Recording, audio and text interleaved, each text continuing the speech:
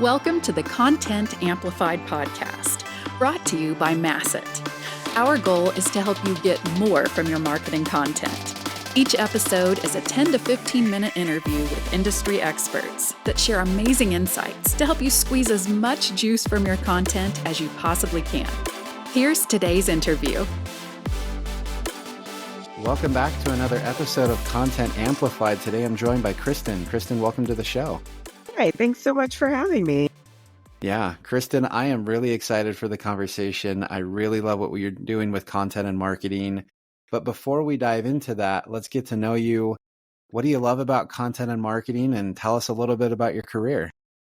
Yeah, I think the thing I love the most about content and marketing is just the way that you have to be creative telling a story, particularly when it comes to being a B2B company. I think that one, when you're targeting folks that are looking at your products specifically because of work, you have a limited window to take advantage of, because I would always much rather be watching, consuming content that's about my life or my actual interest versus work. And so, making sure that you're really telling compelling stories and tying that back to value, super important. And I think it is hard to do in a really compelling way, which forces us to be creative. So really trying to figure out, what is that top of funnel message that resonates with your audience, even though it might be many steps removed from your product, is one of my favorite things about content, where you can just bring in this broader audience and community of people, even though your product might be a narrow subset of that. So I've been in B2B SaaS marketing for the past 8 years. I've been doing marketing for about 15 years, focused now on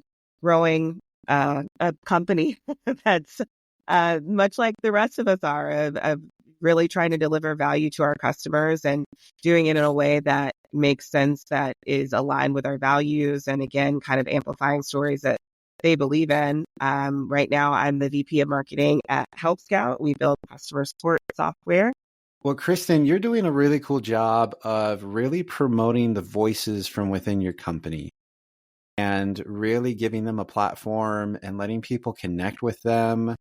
That's kind of the subject today, how to use those internal experts and really give them the stage to connect with your audience. How have you done that here at your current business? How have you done it at past businesses?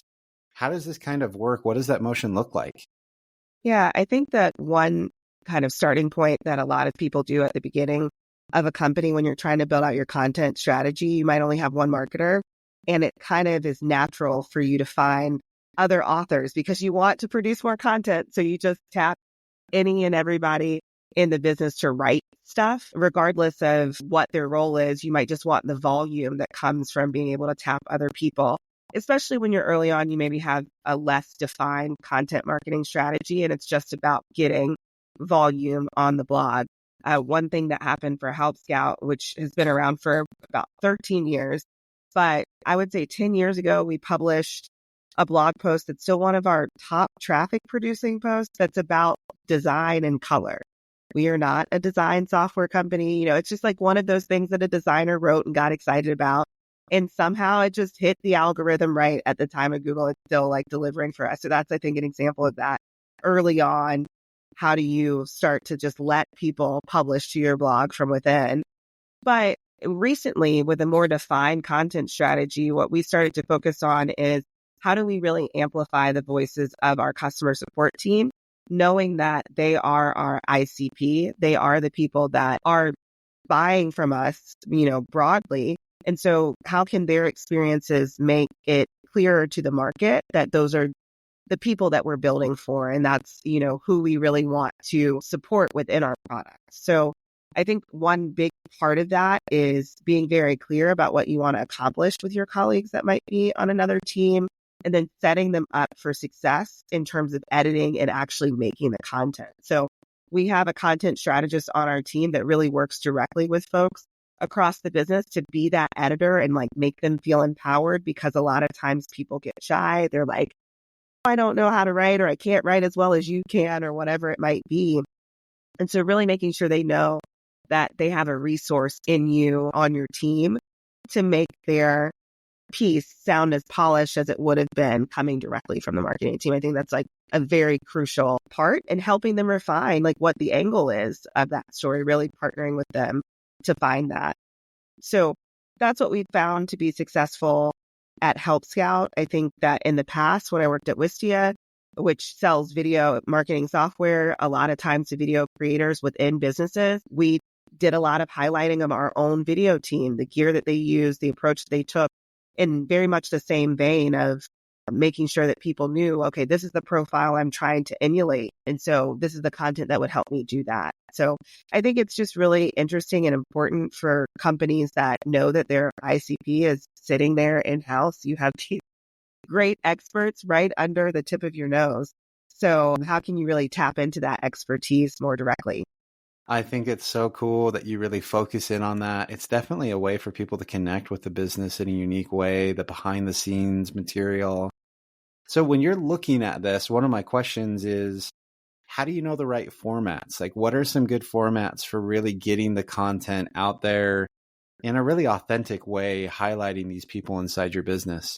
I think the first piece of that is partnering directly with whatever team this is. So in our case, partnering closely with our customers team to co-develop that strategy. So our content team and our customers team, who we call our C team, they have a sync. They have a regular sync where they talk about the content that's going to come from the customers team over the next few weeks. And whether that's, okay, we want to do a blog post, or if it's, we want to host a webinar and we'd love to have members from your team be the stars of said webinar, really getting alignment up front about what that format is and what they have capacity to do.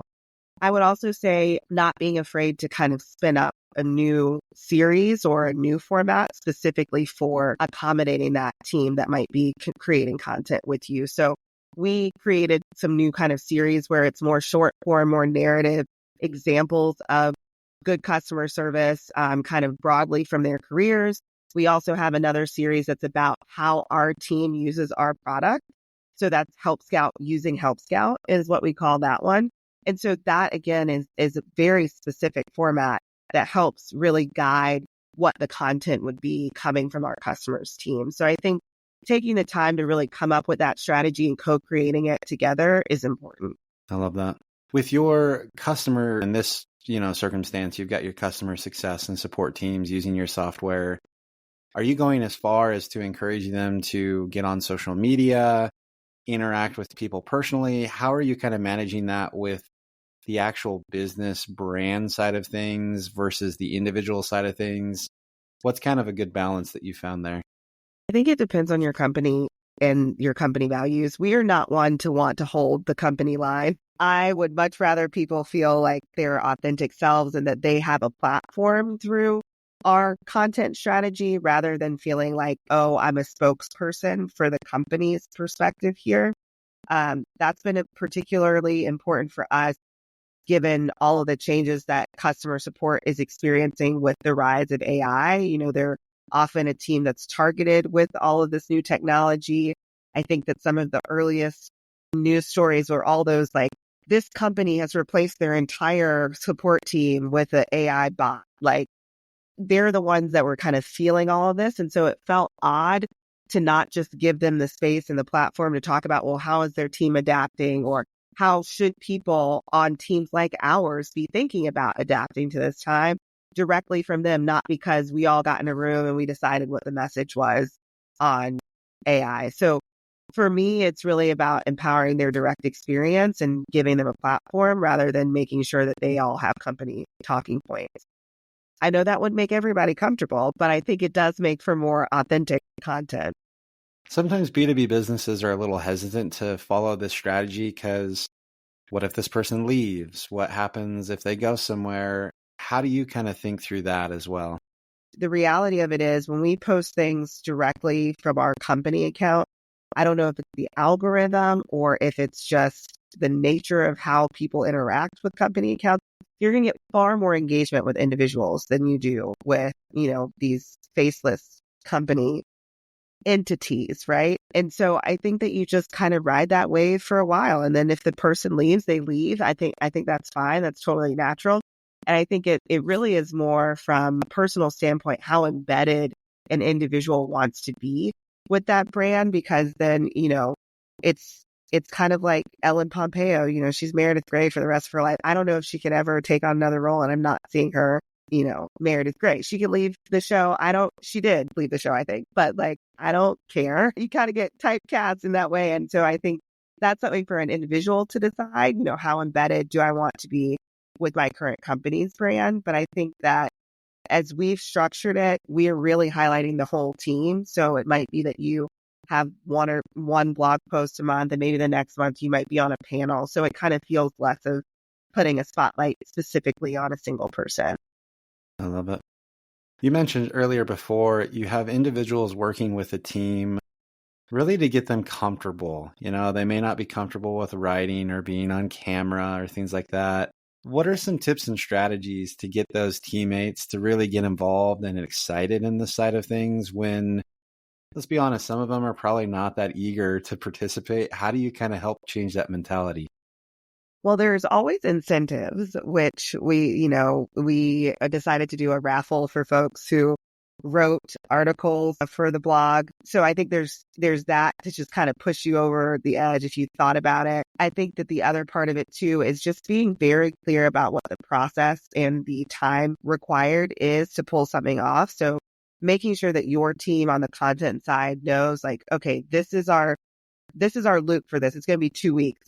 And we're going to have this dedicated person that's helping them through that 2-week process, versus even, a few years ago when we would do this on a more ad hoc basis, we might let it slip through the cracks because we had other priorities on the content team. So it's like we wanted to support other authors, but then the timeline would just go off the rails, right? I think being very intentional about timeline, expectations, how exactly it's going to work, giving them guidance about how far they need to get something before engaging with you, how you're going to help them shape the topic itself. If you could, if they're really going to write the whole thing, or if they write an outline, would you help them? I think that that's all something that your team can really decide how hands-on they want to be with another content creator.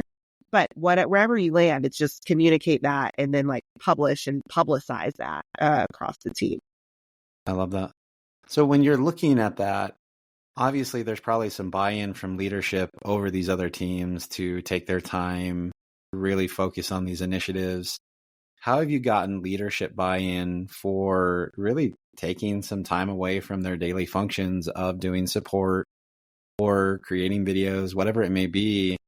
How do you typically run those conversations, and any advice there as well? Sure. I think that for our support team, there has been broad acceptance and support from leadership that they are in a unique position for what they can add to the business outside of just delivering exceptional customer experiences directly to our customers.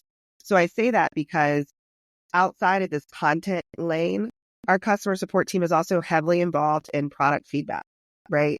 We drink our own champagne. So they have to have space to provide that feedback to product design and development as things are coming out. So that's baked into what they're doing, kind of how they're expected to add additional value to the business. And so this kind of became no different, where it's like you're helping on the product side, but you also have this wealth of expertise that can help on the go-to-market side when it comes to what will resonate with our audience. And so I think that if you're looking within your business, who your ICP is, where they're sitting kind of organizationally, I think that it is about, well, does that team have a different role here? Does it mean something different to be a member of the support team at this company versus at another company? I think that it does. And then you have the leadership kind of buy-in for the people that run that team. So the VP of our customers team, she's a part of those biweekly meetings with the content team. So she's aware of how much time we're asking from her team. She's aware of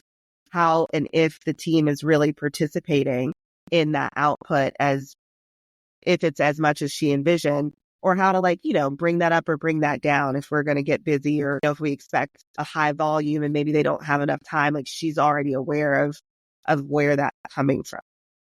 I love that. And I love how you just framed that. If you're a part of the team that directly is your ICP, Their role inside your business shouldn't just be that one function. Take advantage of that opportunity. I love that. I love this whole framework. I love how you look at it, how you think about it. And sadly, we're out of time for the episode today. It goes by quick. Kristen, if anyone wants to continue the conversation and reach out, how and where can they find you?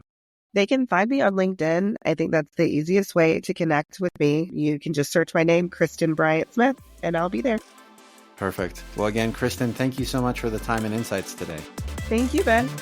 Thank you for listening to the Content Amplified podcast. Please subscribe and leave us a review. And for additional ways to get more out of your content, visit our website at getmasset.com. That's getmasset.com.